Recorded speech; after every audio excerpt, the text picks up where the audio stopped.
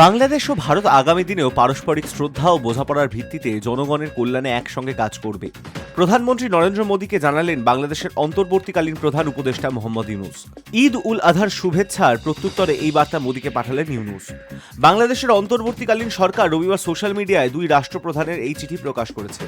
6 June Yunus লেখেন, মোদীর শুভেচ্ছা বার্তা দুই দেশের মধ্যে ভাগ করে নেওয়া মূল্যবোধেরই প্রতিফলন। তিনি ভারতের প্রধানমন্ত্রী ও ভারতীয় জনগণের উদ্দেশ্যে শুভেচ্ছা ও আন্তরিক শুভকামনা জানান। লেখেন, আমি বিশ্বাস করি জনগণের বৃহত্তর কল্যাণ নিশ্চিত করতে পারস্পরিক শ্রদ্ধা ও বোঝাপড়ার চেতনা দুই দেশকে ভবিষ্যতেও একসঙ্গে কাজ করতে উদ্বুদ্ধ করবে। ঈদ উল আজহার আত্মবিশ্লেষণে সুযোগ এনে দেয়। উৎসব ত্যাগ, উদারতা ও ঐক্যের আবহ তৈরি করে এবং আমাদের সকলকে বিশ্বের মানুষের বৃহত্তর কল্যাণের জন্য একসঙ্গে কাজ করতে অনুপ্রাণিত করে।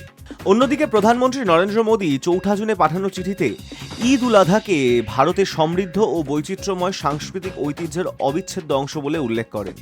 লেখেন, এই উৎসবে আমাদের ত্যাগ ও সহানুভূতি ও ভ্রাতৃত্ববোধের চিরন্তন মূল্যবোধগুলির কথা মনে করিয়ে দেয়, যা শান্তিপূর্ণ ও অন্তর্ভুক্তিমূলক বিশ্ব গড়ে তুলতে অত্যন্ত গুরুত্বপূর্ণ। উল্লেখ্য, গত বছর অগাস্টে শেখ হাসিনার সরকার ক্ষমতাচ্যুত হওয়ার পর থেকেই দুই দেশের সম্পর্কে চিড় ধরতে শুরু করে। ভারতে আশ্রয় নেন হাসিনা। চলতি বছরের মে মাসে তার দল আওয়ামী লীগ নিষিদ্ধ ঘোষিত হলে ঢাকা সরাসরি ভারতের বিরুদ্ধে বাংলাদেশের রাজনীতিতে হস্তক্ষেপের অভিযোগ তোলে।